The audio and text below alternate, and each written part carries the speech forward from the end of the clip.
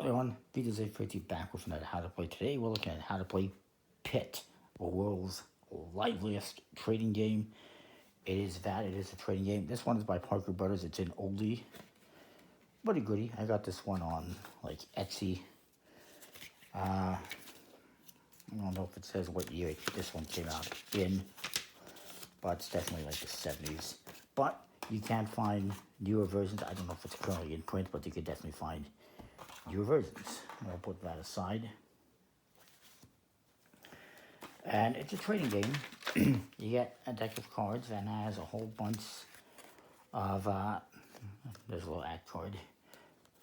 And there's a bull and bear card. These are special cards that we don't necessarily need to use. And then what you get is a bunch of cards in different types of stocks. Flax, hay, wheat, oats, rye. And each one has different point values. This is 40 points. This is 50 to wheat is the best 100.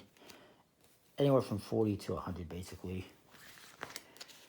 And the idea, it's basically supposed to be like the, and it says here, the exciting scenes of the American Corn Exchange.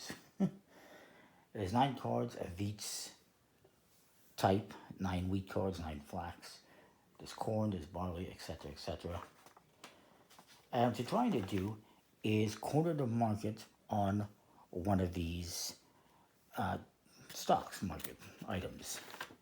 One of these, like maybe you're trying to corner the market on wheat.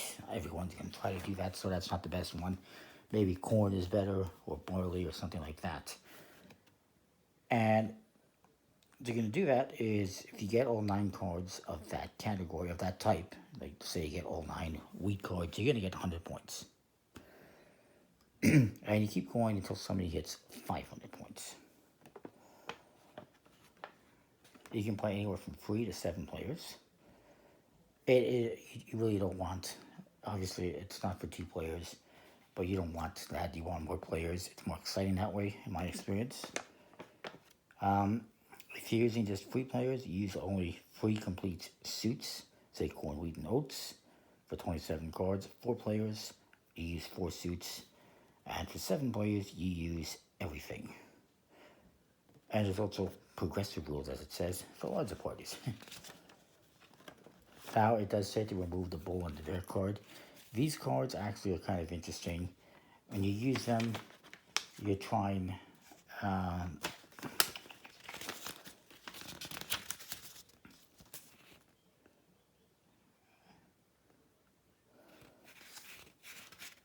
you're going to throw them in there, and I'm trying to see exactly.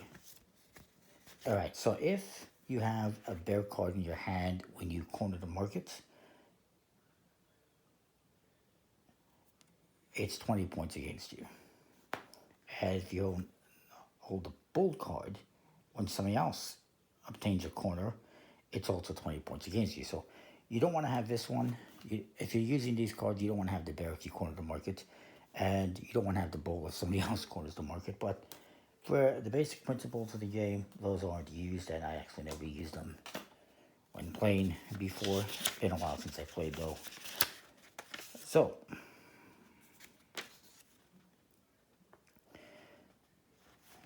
and I mean, the regular game does not use the bull and the bear cards. So what you're going to do is you're going to shuffle the cards up, and you're going to deal out 9 to each player.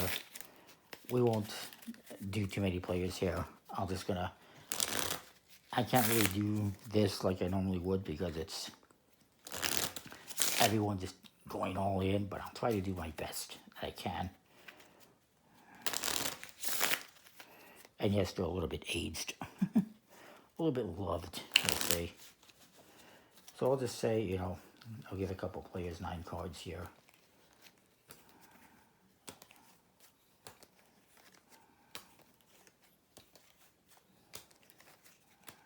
And the rest, I mean, if you're doing 3 people, it's just going to be those 27 cards. The rest would be not existing. So this is actually a poor example because we're not using all the cards, so we're not going to be able to corner the market in anything, more than likely.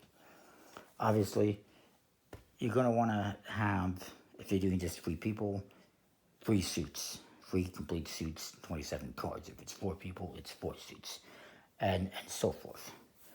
You don't want to have, like, I didn't set anything up here, so I'll just explain it a little bit. So what you're going to do is the dealer will deal out the cards. He will allow about half a minute, but not more, for people to sort out the cards. And then you'll either strike a bell or call the exchange is open. I believe in the newer versions of the games there's actually something, there is a bell or something like that. And from this moment, every player, without waiting for turns, there's no turns. This is like the only game I have that there's no turns. Everyone just goes crazy trading cards. And what you're going to do is, for instance, let me just organize these a little bit. I got all sorts of cards here. Let's say I decide I want to get rid of this flax card. I will say 1. And somebody else will give me 1 card back. And then maybe I want to get rid of these hate cards. So I'll say 2. And somebody else will give me 2 cards back. Now, the thing you have to keep in mind is when you're trading cards, they must match. You can't just take 2 different cards and throw them away. They have to be matching. They have to be a pair or 3 of a kind or whatever. And people will be doing that. Some will be throwing one of them. Some people will be, throwing 1 card out there. Some will be 2. Some might be 3 or 4. And you're going to be trying to complete sets and until you get all 9 the same. When somebody gets all 9 cards the same, you're going to say corner the market, and the game ends. That round ends. And I can tell you, it's very hectic. People will just be going crazy. It's a lot of fun. Had a lot of enjoyment with it in the past. And yeah, it's pretty cool. This is obviously, like I said, the older version. There is a couple different versions out there. There is a newer version. It's a pretty interesting game. Like I said, I can't do too much more in terms of showing you how to play it. Just explain it to you as best as I can. So that is Pit. It's a fun game, in my opinion, my experience.